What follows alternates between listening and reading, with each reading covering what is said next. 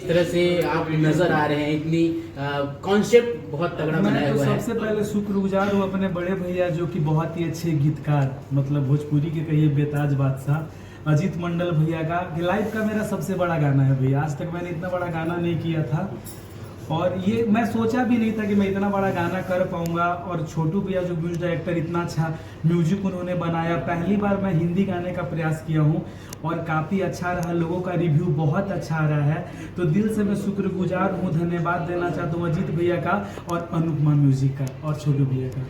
यशो जी, आप क्या कहेंगे इस गाने को लेकर? जिस अंदाज में आप नजर आ रही हैं वीडियो में, बड़ा अच्छा लगा। सबसे पहले वीडियो के लिए आपको थैंक यू कहना चाहेंगे हम लोग। दर्शकों से क्या कहना चाहेंगे जिस अंदाज में आप नजर आई हैं गाने में? मुझे भी लगा कि अभी तक अपने कैरियर में जो 4 साल से मैं हूँ इस इंडस्ट्री में, मुझे भी ऐसा लग रहा है कि मैंने पहला ऐसा सॉन्ग किया जिसमें कुछ अलग करा है मैंने। और मतलब इसका रिस्पांस भी काफ़ी अच्छा आ रहा है। और ये जो चीज़ें हुई हैं, मुझे लगता है वो अजीत जी की वजह से ही हुआ है। संभव होता है ना कि किसी न किसी का हाथ होता है, तो मेरे लिए कह सकते हैं अजीत जी का सर पे हाथ बोल दीजिए, चाहे जो भी हो। और भोलेनाथ का तो आशीर्वाद है ही। तो बस मैं यही कहूँगी कि मतलब मुझे काफ़ी अच्छा लगा काम करके, और ये भी काफ़ी और अच्छा लगा पटना आके, क्योंकि पटना मेरा आना कम होता है। तो बस यही है। मोनू भाई चाहेंगे कि थोड़ा सा गाने का धुन गुनगुनाइए? एकदम, क्यों नहीं। और साथ में जो ये खुशबू तिवारी केटी, साथ में जो निशा जी है, ये फीचरिंग में खुशबू तिवारी केटी जितना प्यारा गाती हैं, वो गा के 4 चांद लगा दी गाने में। मैं सुनाना चाहता हूँ। चंद्रमात है चिलमहात है, नाथों का तू एक नाथ है देवा महादेवा। जटा से तेरे बहती गंगा, कहता तुझको जग अड़भंगा देवा महादेवा। तीनों लोक में तुझको पूजे तू देवों के देव। हर हर महादेव शंभु, हर हर महादेव, हर हर महादेव शंभु, हर हर महादेव। काफ़ी प्यारा भजन है आपका। लेकिन अभी तक आपने मगही और भोजपुरी के लिए जाने जाते थे, पहली बार आपने हिंदी सॉन्ग को गाया है, तो क्या कितना टफ रहा आपके लिए? बहुत ज़्यादा टफ रहा।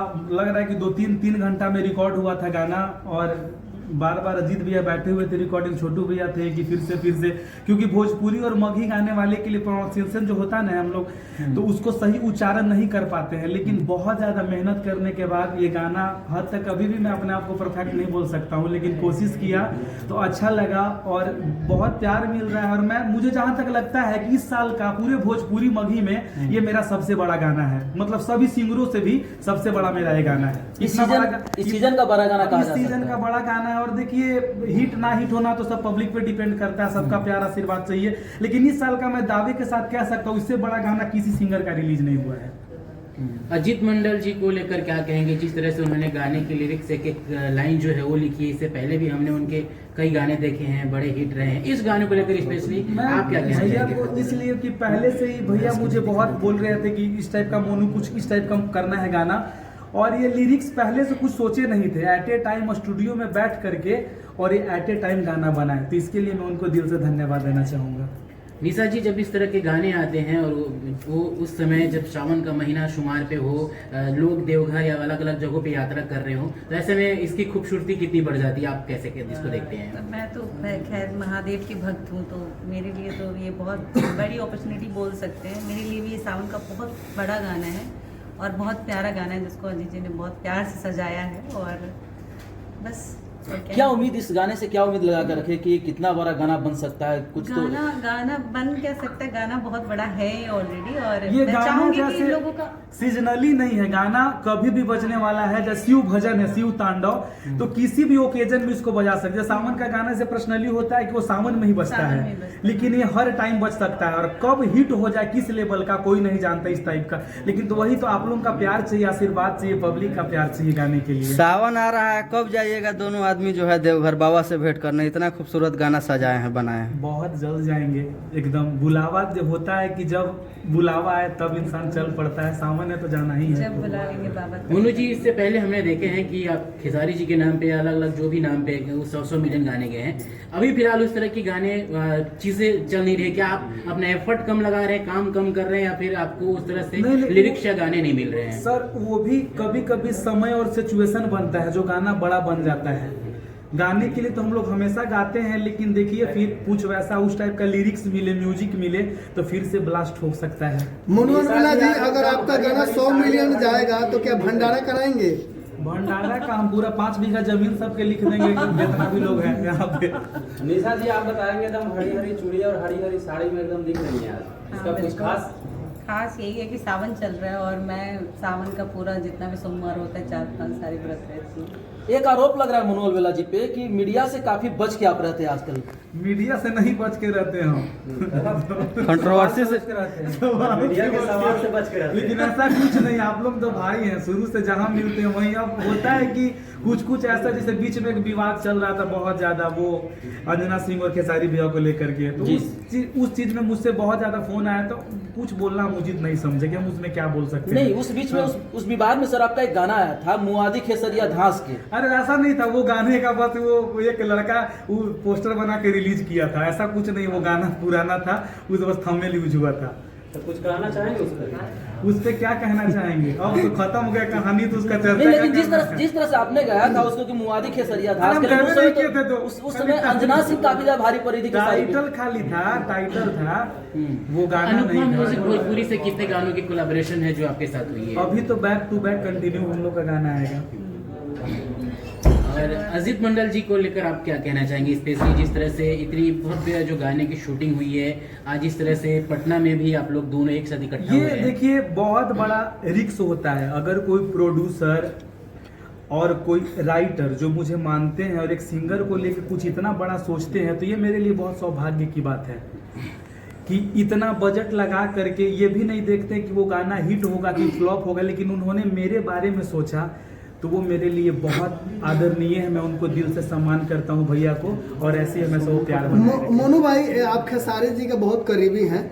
अभी भोजपुरिया बवाल जो है हॉट स्टार पर चल रहा है, बड़े बड़े स्टार उसमें काम कर रहे हैं, लेकिन खेसारी जी को उस शो से दरकिनार करने का क्या कारण हो सकता है? दरकिनार पता नहीं, टाइम नहीं दिए होंगे, इनके पास टाइम नहीं होगा, इसलिए तो ऐसे कैसे बोल सकते दरकिनार कर देगा उनको। अच्छा, ये जो अनुपमा म्यूजिक ने इतना बड़ा आपका प्रोजेक्ट बनाया है, पहले से कंपनी के साथ कुछ था ऐसा रिलेशन, या कैसे कंपनी से जुड़ा कैसे आप? एक्चुअली ये कंपनी से मेरा कुछ जान पहचान, मैं जानता भी नहीं हूँ कौन प्रोड्यूसर है उनके, कौन क्या है, लेकिन इसमें अजीत भैया का बहुत बड़ा योगदान है। अजीत भैया का बहुत बड़ा योगदान है, और उनके चर्चा किए, उनके बारे में बोले, तो सर के बारे में काफ़ी पहले से भी मैं सुना था, तो जब आप उनके बारे में बताया विशेष रूप से, तो और ज़्यादा अच्छा लगा। और इतने अच्छे प्रोड्यूसर, इतने अच्छे उनका मतलब मार्केट में व्यू है, और आपके सौजन्य से, जब मुझे अजीत भैया के सौजन्य से मुझे ये देखना सुनना मिला, तो मुझे और लाइक नहीं, चाहत के साथ काम करना चाहिए सर के साथ। कितना डिफिकल्ट था आपको शूट करना, ये गाना कितना टाइम लगा? बहुत ज़्यादा, पूरा दिन भर में एक ही गाना शूट हुआ है। सुबह स्टार्ट हुआ था गाना, करीब लग रहा है कि 1-2 मतलब एक बार हम लोग सेट पे पहुंच गए थे, 3 बजे शुरू हुआ, तो सुबह 4 बजे तक हुआ था गाना। आप तो चल रही थी पहले, हमको सुबह तक पानी में। और वो जो पानी का जो सीन था, इससे पहले भी कई लोगों ने कर लिया है, सारी चीजें की हैं, तो लगता है कॉपी की है क्या आप लोगों ने? कॉपी देखिए भैया, जीवन तो कॉपी पे चलता है, लेकिन हम कुछ, अब भैया हम क्या, उनके बारे में बहुत आदरणीय है मेरे लिए, और उनको तो हमेशा मैं सम्मान करता हूँ। जैसे वो डूबे थे पानी में, पर हम भी डूबने का कोशिश की। आपके लिए कितना डिफिकल्ट था निशा जी ये इस प्लेटफॉर्म पे काम करना, और आपने जो पूरा पुष्पा टाइप का आपने वो जो डांस कोरियोग्राफ हो, क्या आपका था या बहुत डिफिकल्ट लग रहा है वो डांस? आमतौर लड़कियां आजकल जो भोजपुरी में हीरोइन है, आमतौर नहीं हो पाता है नहीं होता है। मुझे थोड़ा सा क्लासिकल डांस पसंद भी है, और ये करने को मिला और सीखने को भी मिला। अब वो तो रिव्यू पब्लिक बताएगी कि कैसे। आजकल जो मार्केट चल रहा है भोजपुरी में, जो रील से लड़कियां आ रही है 30 सेकंड के जो वीडियो से 3 मिनट के गानों में, उसमें और जो मेहनत करके लड़कियां पहुंच रही हैं सिनेमा तक 3 घंटों की फिल्मों के लिए, उन दोनों में आपको कितना डिफरेंट लगता है? मुझे लगता है कि रील, वैसे मैं कोई कमेंट नहीं करना चाहूँगी, बट मुझे ऐसा लगता है कि 30 सेकंड और 3 घंटे की मूवी करने में बहुत अंतर होता है, बहुत डिफरेंस होता है। आप जब पूरे दिन पूरा टाइम अपना देते हो एक गाने के लिए, एक छोटे छोटे मोमेंट, छोटे छोटे बीट्स पे काम करना, सीखना, डांस करना बहुत बड़ी चीज होती है। लेकिन लड़कियां आजकल जो इन्फ्लुएंसर आ रही हैं, वो अपने आप को बहुत बड़ी हीरोइन तो वो भैया एक्चुअली बात होता है क्या कि रात भर शूट करने में बका के भाग जाएगी, वो 30 सेकंड में शूट कर सकती है।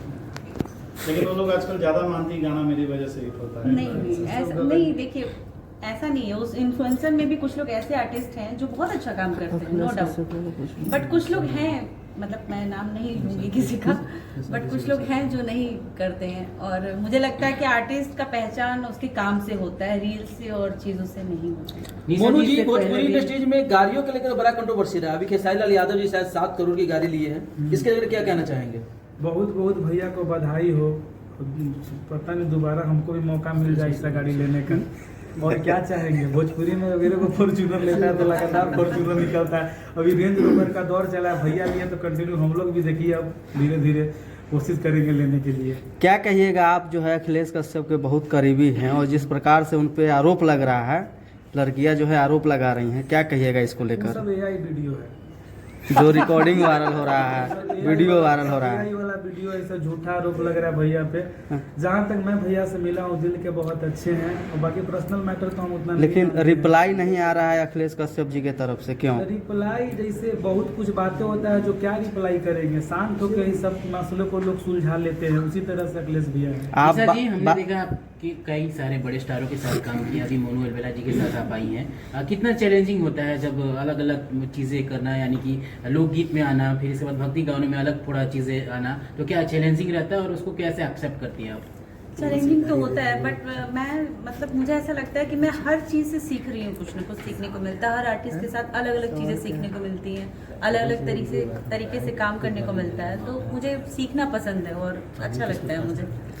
मोनू जी, दर्शकों से क्या कहना चाहेंगे, स्पेशली शिव शंभू गाने को लेकर, जिस तरह से आपने मेहनत किया इसमें?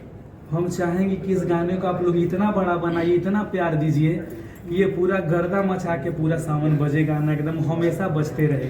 और अनुपमा म्यूजिक को और निशा जी को और अजीत भैया को भी बहुत ज़्यादा प्यार आशीर्वाद दीजिए। एक और सवाल है कि पवन जी का जो है वीडियो वायरल हो रहा है, गाली देते हुए चाबी नहीं मिल रहा है, तो क्या कहिएगा? आपने भी रील देखा होगा। वो तो भैया देखिए, एक कोई हम देखे थे, कोई रील वाले कुछ बनाए थे, मतलब उन पे वीडियो। हाँ। तो आम जीवन में हर कोई गाली देता है लाइफ में, लेकिन अब वीडियो में वायरल हो गया, पता नहीं उसी टाइप का वीडियो था, तो गाली गलौज तो ये आम चीज है। वो तो पहले हम हमेशा बहुत बार दे चुके हैं गाली, वो वेब सीरीज भी याद, उसमें भी गाली गलौज किए थे। इसमें उनके लिए नॉर्मल चीज है, पवन भैया के लिए नॉर्मल चीज है गाली गलौज। अच्छा, आरजेडी से जुड़े हुए कई सारा वीडियो आपका वायरल हुआ था लालू यादव जी के साथ में लेकर के आपका, लेकिन अभी हाल ही में चुनाव में हार गए और काफी बुरे तरीके से हारे, क्या कहेंगे? क्या कहेंगे, देखिए अब कैंडिडेट पे डिपेंड करता है कि आप अपने आप को कितना बनाए हैं।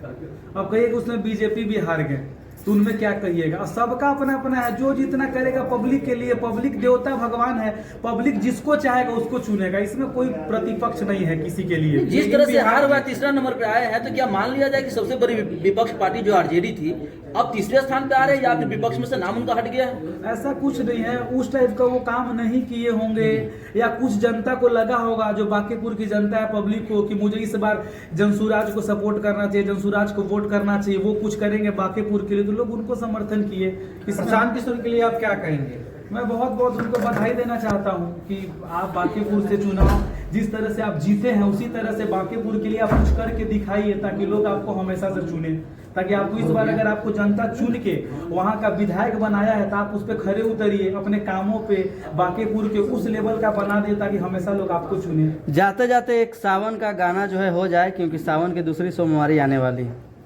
और वीडियो बनाई हम अपना मोबाइल में जी, अपना मोबाइल में, और नाचा एक कंवरिया, आए हाय हाय हाय, और नाचा एक कंवरिया, बोल बम बोल बम, और नाचा एक कंवरिया खेसारी स्टाइल में।